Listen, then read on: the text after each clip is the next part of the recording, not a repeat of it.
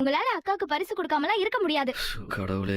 இன்னைக்கு ராத்திரிக்குள்ள நீங்க கண்டிப்பா என் அக்காக்கு பரிசு கொடுப்பீங்க. மே 10ஆம் தேதி ஏன் பிறந்த நாளுங்கிறதே இவ்வளவு தூரம் ஞாபகம் வச்சிருக்கீங்க. அப்படி இருக்கும்போது என் அக்கா பிறந்த நாளை எப்படி மறந்துருப்பீங்க? நீங்க கண்டிப்பா என் அக்காக்கு பரிசு கொடுப்பீங்க. இது பாரு, தேவையில்லாம எதையும் நினைச்சு ஏமாற வேண்டாம். நீ சொல்றது நடக்கவே நடக்காது. நடக்கும் மாமா, நான் நம்புறேன். அப்புறம் இஷ்டம். வீட்ல விவாகரத்து வாங்கின ஒரு பொண்ணு இருக்கு, நல்ல மாப்பிள்ள இருந்தா சொல்லுங்க, என் மகளை கட்டி கொடுக்கணும்னு உங்ககிட்ட சொல்லிட்டு இருந்தார்ல. ஆமா அது விஷயமாதான். ஆமா, அது விஷயமா என்ன பேச போற? இல்ல, உங்களுக்கு சம்மதம்னா அந்த பொண்ண போஸ்க்கு கேட்கலாமா மாமா? போஸ் கூட தான் வாழ மாட்டேன்னு இவ விவாகரத்து கேட்டு நீங்க தானே மாமா இவள வச்சு அத்து விட்டீங்க. இப்ப போஸ் தனிமரமா தானே இருக்கான். இவ இருக்க போஸுக்கு என் பையனை அத்து விட்டதுக்கு அப்புறம் நாங்க எக்காலத்திலயும் என் மகன் மறுபடியும் இவ கூட சேர்ந்து வாழணும், இவ கூட உறவாடணும்னு நாங்க நினைக்க மாட்டோம். என் மகனும் நினைக்க மாட்டோம். இந்த உலகத்துல எம்எல்ஏ மகன் இல்லனாலும் சரி, ஒண்ணும் இல்லாதவங்க வீட்டுல கூட போய் கல்யாணம் பண்ணுவோமே தவிர இவள நாங்க ஒரு நிமிஷம் கூட யோசிக்க மாட்டோம். அவ்வளவுதான். என்ன மதனி இப்படி சொல்லிட்டீங்க?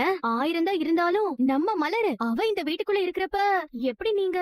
ஓஹோ, இப்ப நம்ம மலர்னு சொல்றீங்கல்ல. அன்னைக்கு விவாகரத்து கேட்டப்போ யாராச்சும் வந்து வேணான்னு சொன்னீங்களா? இல்ல மதனி, எல்லாரும் வாயை மூடிட்டு பேசாம தானே இருந்தீங்க. ஒத்து விட்டது விட்டாச்சு. இப்ப மறுபடியும் ஒட்ட வைக்க பாக்காதீங்க. விரிசல் விட்ட கண்ணாடி எப்பவும் ஒட்டாது. அதல்ல மதனி, மலரு வந்து நான் ஒண்ணும் இந்த விஷயத்துல உங்ககிட்ட கோளாறு கேட்கல. இல்ல மதனி, மலரு பாவம். மா, சரியான கேடிமா உன் நாத்தனாரு. எம்எல்ஏ வீட்ல விவாகரத்து பொண்ணு இருக்குன்னு தெரிஞ்சதும் எப்படி பால் போட்டுச்சு பாத்தியா? பாத்துருவோண்டி, கல்யாண பேச்சு இப்பதானே ஆரம்பிச்சிருக்கு. நமக்கு எப்பவும் கல்யாணத்தை நிறுத்தி தானே பழக்கம். எப்படி இந்த கல்யாணத்தை நடத்திடுவான்னு பாப்போம்.